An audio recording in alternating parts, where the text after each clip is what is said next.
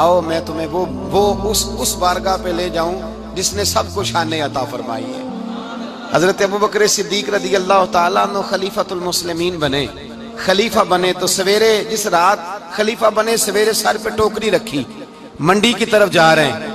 حضرت عمر فاروق رضی اللہ تعالیٰ عنہ مولا علی شیر خدا کو کسی نے بتایا کہ وہ تمہارا خلیفہ تو جا رہا ہے مزدوری کرنے، وہ تو جا رہا ہے کمائی کرنے۔ حضرت علی شیر خدا مولا کائنات جناب فاروق اعظم دونوں نے رستے میں روکا کہ ابوبکر کہاں جا رہے ہو؟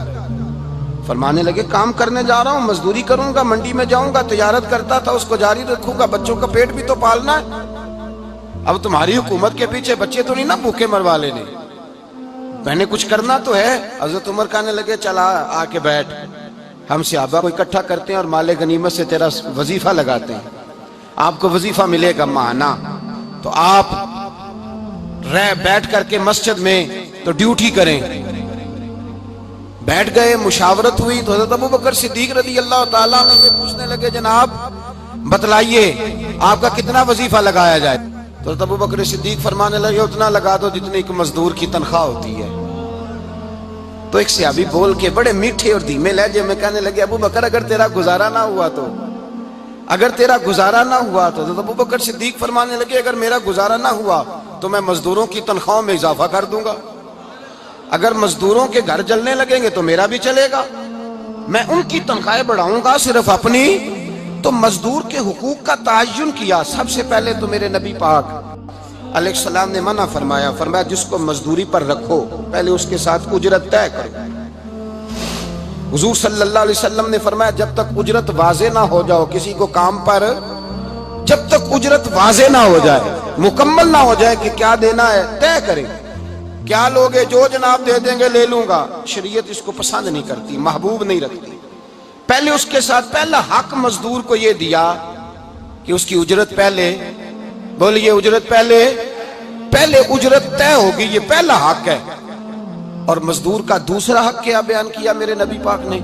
فرمایا جب، اور یہ ایسی اعلیٰ بات ہے کہ جتنے حقوق لکھنے والے ہیں نا، جتنے بین الاقوامی سطح پر انسانی حقوق کا چارٹر بنانے والے ہیں، وہ کہتے ہیں کہ یہ ایسا نقطہ حضور نے بیان کر دیا ہے کہ اس سے آگے کو بڑھ ہی نہیں سکتا، یہ ایسی بات ہے کہ جس کی شرح بھی کوئی نہیں کر سکتا۔ میرے حبیب کریم علیہ السلام نے فرمایا پہلے طے کرو، اور کیا خوبصورت لفظ ہے، قانون بنا دیا۔ فرمایا جب مزدور مزدوری کر لے تو اس کا پسینہ خشک ہونے سے پہلے اسے ادا کر دینا، اس کا پسینہ خشک ہونے سے پہلے اسے اس کی مزدوری دے دو۔ ایک صحابی اپنے خادم غلام کو مار رہے تھے تو میرے نبی پاک تشریف لائے، فرمایا کیوں اسے مار رہا ہے؟ حضور غلطیاں بڑی کرتا ہے۔ تو نبی پاک نے فرمایا جتنا تجھے اس پر اختیار ہے نا اس سے کہیں بڑھ کر میرے رب کو تیرے اوپر بڑا اختیار ہے۔ کہا حضور یہ بڑی غلطی کرتا ہے، میں آخر کتنا معاف کروں؟ تو حضور نے فرمایا اتنا معاف کر جتنا میرا رب تجھے معاف فرماتا ہے۔ پتہ ہے تیری صبح سے لے کر شام تک کتنی کوتاہیاں ہیں، درگزر کا حکم دیا۔ پہلا حق یہ دیا مزدوری طے کرو، دوسرا حق یہ دیا پسینہ خشک ہونے سے پہلے ادا کرو، تیسرا حق یہ دیا کہ اس سے درگزر کرو، غلطی ہو جائے تو درگزر کرو۔ تو یا رسول اللہ مزدوری کتنی دیں؟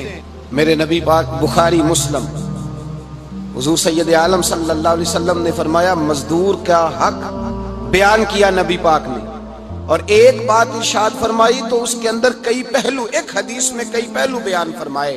حبیب پاک نے فرمایا جیسا تم کھاتے ہو ویسا ہی اسے، بھئی بس ختم ہو گئی بات، اتنی بڑی بات کر دی سرکار نے۔ کبھی دیکھا ہے آپ نے کہ مزدور کو ایسے کھلایا جا رہا ہو جیسا مالی کھا رہے ہیں؟ حضور نے فرمایا بھئی مزدوروں کا حق یہ ہے کہ جیسا تم نے کھانا ہے ویسا اسے کھلانا ہے، اور فرمایا جیسا تم نے پہننا ہے ویسا اسے پہنانا ہے۔ اور پھر میرے حبیب کریم علیہ السلام نے ارشاد فرمایا اس کی ہمت سے بڑھ کر تم اس پر بوجھ نہیں ڈال سکتے، جتنا کام وہ کر نہیں سکتا اتنا تم اسے دے نہیں سکتے۔ اور فرمایا اگر اتنا کام دینا ہے جو اس کی ہمت سے زیادہ ہے تو میں اس کے مالک کو کہتا ہوں وہ بھی اٹھ کے مزدور کے ساتھ کام پہ لگ جائے، اٹھے اس کے ساتھ کام میں شریک ہو جائے۔ مزدوری کا بھی تعین فرمایا، اور پھر اس کو کام کس مقدار کا دینا ہے، مزدور کو کس قدر زیادہ اس پر بوجھ ڈالا جائے گا، یہ بھی مصطفیٰ کریم نے بیان فرمایا۔ فرمایا جو لا یکلف اللہ نفسا الا وسعها، اللہ بھی تم پر وہ بوجھ نہیں ڈالتا جو تم اٹھا نہیں سکتے، تو کسی مزدور کو تم ایسا کام نہیں بتاؤ گے۔ حضرت عثمان غنی رضی اللہ تعالیٰ عنہ ایک دن حضرت عمر فاروق سے کہنے لگے عمر بس کر دے یار، تیرے بعد بھی تو لوگوں نے خلیفہ بننا ہے، کیسے کوئی تیرے رستے پہ چلے گا؟ تو حضرت عثمان غنی سے جناب عمر کہنے لگے کیا ہو گیا؟ آپ فرمانے لگے کل میں دیکھ رہا تھا کہ لوگ باغ میں مزدوری کر رہے تھے اور آپ امیر المومنین ہو کے ان کا ہاتھ بٹا رہے تھے، ہاتھ بٹا رہے تھے۔ تو حضرت عمر کہنے لگے بوڑھے تھے، بیمار تھے، مزدوری کر رہے تھے تو پسینہ بہہ رہا تھا، کیا ہو گیا اگر تھوڑا سا میں نے ساتھ دے دیا؟ حضرت جناب سیدنا فاروق اعظم یہ لفظ کہتے ہوئے رو پڑے۔ آپ فرمانے لگے میں کسی بادشاہ کا شہزادہ نہیں، میں بھی اسی باپ کا بیٹا ہوں جو اونٹ چرا کے گزارا کیا کرتا تھا۔ میں نے آگے بڑھ کے لوگ حیثیت بھول جاتے ہیں، اپنی حیثیت بھول جاتے ہیں۔ اللہ تبارک و تعالیٰ جب کچھ عطا کرتا ہے ان کا رویہ اپنے ماتحتوں کے ساتھ اتنا سخت اور جابرانہ آمرانہ ہو جاتا ہے، اس قدر زیادہ ان کے لب و لہجے میں کڑواہٹ آ جاتی ہے، اس قدر زیادہ ان کی طبیعتوں کے اندر سختی اور غرور بھر جاتا ہے کہ وہ احساس ہی نہیں کرتے کہ جو سامنے بیٹھا ہے وہ بڑا ایک دکھی انسان ہے اور وہ تکلیف میں ہے، وہ آزمائش میں اپنے آپ کو مبتلا سمجھ رہا ہے۔ حضرت ابو ذر غفاری رضی اللہ تعالیٰ عنہ فرماتے ہیں میں اپنے ماتحتوں کے حق میں بڑا سخت تھا، سخت تھی میری طبیعت، میرے غلاموں کی جرت ہی نہیں تھی کہ وہ میرے سامنے گفتگو کر سکیں اور ٹھہر بھی سکیں۔ فرماتے ہیں جس دن میں کلمہ پڑھنے گیا، جس دن میں حضور کی بارگاہ میں، تو میں نے کہا حضور کوئی خاص نصیحت؟ تو نبی پاک نے فرمایا میری نصیحت تیرے لیے یہ ہے کہ جیسا تو نے کھانا ہے ویسا ہی غلام کو کھلانا ہے، جیسا تو نے پہننا ہے ویسا ہی غلام کو پہنانا ہے۔ حضرت ابو ذر کہتے ہیں جو میرے اندر کمی تھی وہی میرے نبی نے نصیحت کر دی، جو میرے اندر کوتاہی تھی وہی غیب جاننے والے رسول نے بتلا دی۔ فرماتے ہیں میں گھر گیا، جب میں جاتا تھا تو ملازموں کا سانس خشک ہو جاتا تھا، وہ کانپنے ہانپنے لگتے تھے کہ جانے اب یہ کیا کرے گا۔ حضرت ابو ذر غفاری فرماتے ہیں میں گیا، ایک شخص سے میں نے کہا کھانا پکاؤ، کھانا پکایا، دسترخوان پہ لگایا اور اپنے سارے ملازموں کو کہا آؤ یار میرے ساتھ بیٹھ کے روٹی کھاؤ، آؤ سارے میرے ساتھ بیٹھ کے کھانا کھاؤ۔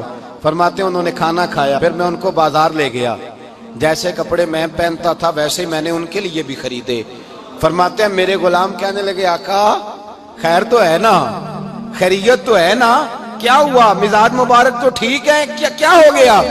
اور یہ جو ہم فضا کو اتنا خوبصورت دیکھ رہے ہیں اور یہ جو ہم اتنی پیاری ریم جھیم برستی دیکھ رہے ہیں یہ جاری رہے گی یا ایک دن کی ہے؟ تو حضرت ابو ذر غفاری رو پڑے، کہنے لگے اب تمہیں ابو ذر غفاری بدلا ہوا ملے گا، اس لیے کہ اب میں وہ نہیں رہا، اب میں رسول اللہ کا کلمہ پڑھ کے غلام مصطفیٰ بن گیا ہوں، اب میں بدل گیا ہوں، میری طبیعت بدل گئی۔ غلاموں کے حق میں حضرت مولا علی شیر خدا غلام کو لے کر کے گئے دکان پر، حضرت مولا علی غلام کو لے کر گئے کپڑے کی دکان پر، 2 جوڑے خریدے، ایک کم قیمت کا ایک زیادہ قیمت کا، ایک کم قیمت کا ایک زیادہ قیمت کا، 2 جوڑے خریدے۔ جب واپس لوٹے تو غلام سے کہنے لگے تو اپنا لے لے۔ غلام کو پتا تھا کہ اس زمانے میں ہوتا کیا تھا، اس نے کم قیمت کا جوڑا اٹھایا۔ حضرت علی فرمانے لگے عجیب آدمی ہے، یہ تو تیرا نہیں، یہ تو میرا ہے۔ اس نے کہا حضور کس طرح سے؟ آپ فرمانے لگے تیرے لیے قیمتی جوڑا اس لیے خریدا ہے کہ تو جوان ہے، اور میں نے اپنے لیے اس لیے چھوٹا خریدا ہے کہ میں تو اب بوڑھا ہو گیا ہوں، مجھے تو حاجت نہیں۔ کہنے لگا حضور بوڑھے اور جوان کا مطلب نہیں، آپ علی ہیں، من کنت مولا فہذا علی، علی مولا، علی مولا، آپ چونکہ مولا علی ہیں اور آپ امیر المومنین ہیں، لہذا آپ نے تخت پر بیٹھنا ہے، آپ نے سلطنت کو چلانا ہے، آپ پہنیے۔ حضرت علی فرمانے لگے تو میرا غلام بنا ہے نا، تو نے ابھی میرے نبی کا دیدار نہیں نہ کیا، تو بعد میں آیا ہے نا، اگر تو اس دور میں ہوتا تو جان جاتا کہ یہ عمل میرا ہے، پر اس کے پیچھے جو نصیحت کے پھول ہیں وہ مصطفیٰ کے عطا فرمائے۔